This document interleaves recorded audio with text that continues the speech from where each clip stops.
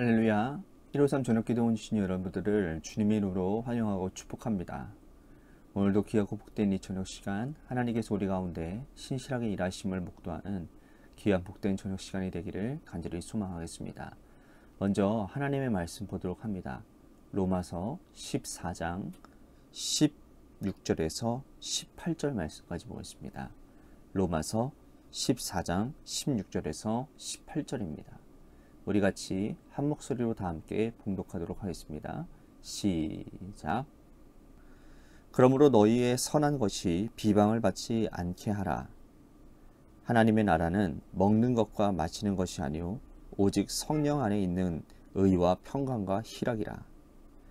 이로써 그리스도를 섬기는 자는 하나님을 기쁘시게 하며 사람에게도 칭찬을 받느니라. 아멘. 1989년 최일도 목사가 세운 다일 공동체는 바퍼 사역으로 유명했습니다. 노숙인들과 길거리의 이 거린들에게 따뜻한 밥 한 끼를 제공하는 사역을 지금까지 하고 있죠. 이 다일 공동체는 바퍼 사역뿐만 아니라 노인들을 위한 어떤 무료 진료, 또 천사병원 등 그것들을 설립을 해서 이 복지 사각지대에 있는 사람들에게 따뜻한 그 사랑의 손길과 그리스도의 국률의 정신을 실천하고 있습니다. 그런데 우리가 눈여겨봐야 될 것은 이 다일 공동체의 사역뿐만 아니라 이 다일이라는 이름의 뜻입니다. 다일은 뭡니까? 다양함 속의 일치라는 뜻을 가지고 있습니다. 이 말은 교회 공동체의 본질을 아주 잘 표현하는 말인 것 같아요. 교회만큼 여러분 다양한 곳이 세상 어디 있겠습니까? 교회는 다양한 사람들이 모여드는 곳입니다. 남녀노소가 모이고요. 어린아이서부터 노인들까지 모입니다. 학벌도 다양합니다. 많이 배운 사람들이 있고 또 한글도 깨우치지 못한 사람들도 있습니다. 고향도 천차만별이에요. 전국 각지에 모인 분들이 이 교회 공동체의 일원이 되었죠.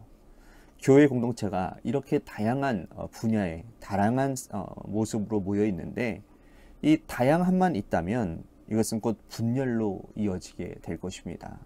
하지만 좋은 교회는 다양한 이 다양성이 분열로 이어지지 않는다라는 거죠.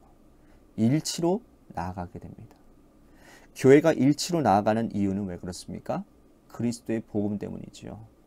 예수 그리스도께서 십자가에 달려 죽으시고 우리를 죄와 죽음에서 구원하셨다라는 이 구원의 복된 소식 때문에 교회 공동체는 다양하지만 복음을 전하는 공동체로서 일치를 이루어 간다라는 것입니다. 다양함이 일치를 이루기 위해서는 비본질적인 것에 집착하면 안 됩니다. 본질이 복음이기 때문에 복음에만 집중해야 다양함 가운데 일치를 이룰 수 있다라는 것이죠. 오늘 본문에서 사도 바울은 교회 공동체에서 비본질이 얼마나 많은 분열을 일으켰는지 설명하고 또 비본질에 집착하는 사이에 복음 전파의 이 본질적인 사명을 놓치고 있지는 않은지 그것을 전하고 있습니다.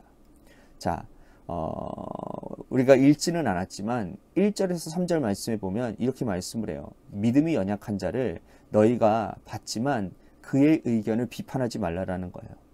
어떤 사람은 모든 것을 먹을 만한 믿음이 있고 믿음이 연약한 자들은 채소만 먹는다라는 거예요. 그러니까 먹는 자들은 먹지 않는 자들을 업신여기지 말라는 거예요. 나는 복음에 자유하기 때문에 나는 이런 것들이 나는 고기 먹는 것이 아무런 거리낌이 없다. 하지만 믿음이 연약한 자는 나 이거 고기 먹으면 내 믿음이 연약해지는 건 아닌가. 그래서 채소를 먹는 그런 모습을 보면서 아유 저 믿음이 연약한 사람들 그렇게 비판하지 말라라는 겁니다. 여러분 로마 교회를 비롯한 바울이 복음을 전한 유럽 교회와 소아시아 교회들은요 고기를 먹는 문제 때문에 걱정이 굉장히 많았던 거예요.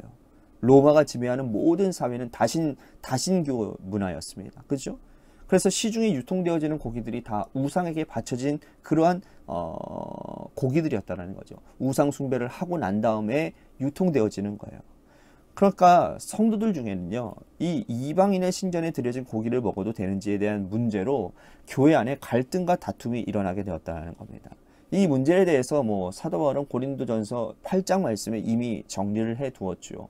하나님이 거룩하다 하셨으니 우리가 모든 것을 먹을 수 있지만 믿음이 연약한 자들, 믿음이 어린 자들 혹은 사도들이 이 고기를 먹는 것을 보고는 시험에 들까 실족할까 두려워서 사도 바울은 평생 고기를 입에 대지 않는다라고 말을 했죠. 그런 측면에서 바울은 로마 교회의 모든 성도들에게 고기를 먹고 먹지 않는 문제는 비본질적이라고 설명을 하고 있는 겁니다. 먹어도 주를 위해 먹어도 주를 위해 먹고 또 먹지 않아도 주를 위해 먹지 않는 것인데, 이것 때문에 다투고 갈등하는 것은 하나님께서 그리스도의 피로 값주고 사신 그 교회를 욕보이는 일이라고 말을 하고 있는 것입니다. 또한 교회는 또 로마 교회에서는 날에 대한 문제의 다툼이 있었다라는 거예요.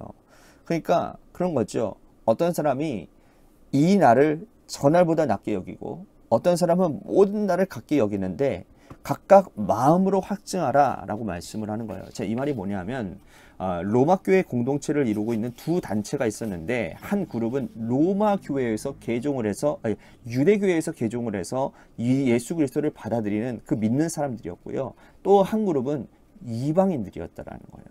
예수 그리스도를 이방인인데 받아들이는 사람들이었다는 거예요.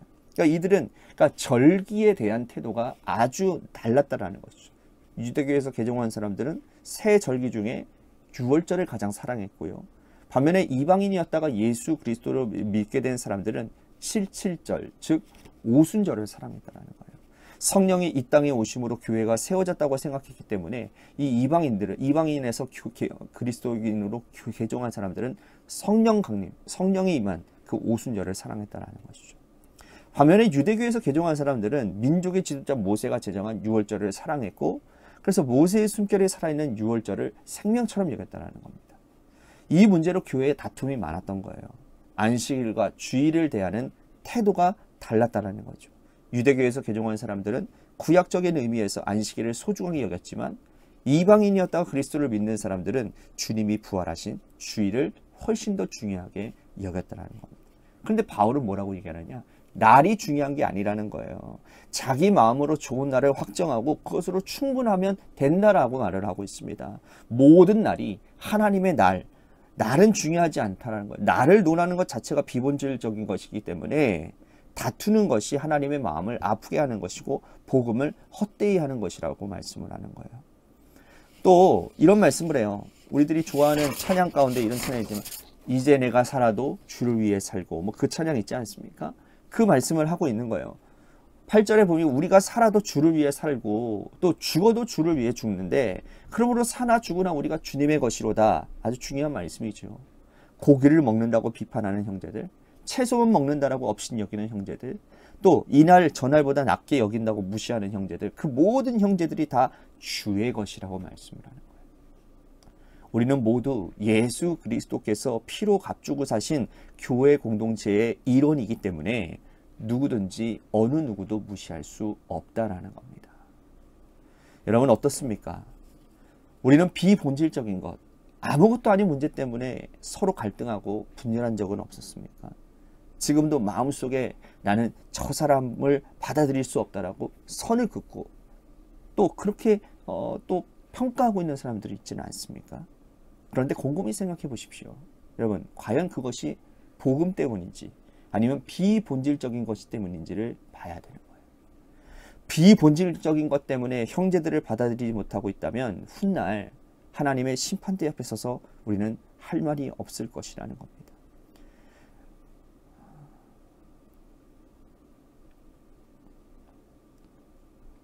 나와 다르다고 형제를 차별하는 것은 하나님의 심판대 앞에 피하지 못할 책망거리가 된다는 거예요. 여러분, 우리 모두는 세상 떠나면 하나님의 심판대 앞에 다 서게 됩니다. 그죠? 목사든 중직이든 평신도이든 누구나 하나님의 심판대 앞에 서게 될 것인데, 형제를 차별한 그 죄값을 어떻게 우리가 치르려 하겠습니까?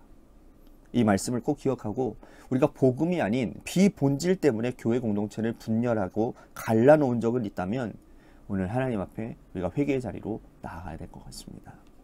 바울은 결론적으로 오늘 우리가 읽었던 17절에 그렇게 말씀을 하잖아요. 하나님의 나라는 먹고 마시는 것이 아니라는 거예요. 오직 성령 안에서 의와 평강과 희락이라는 겁니다.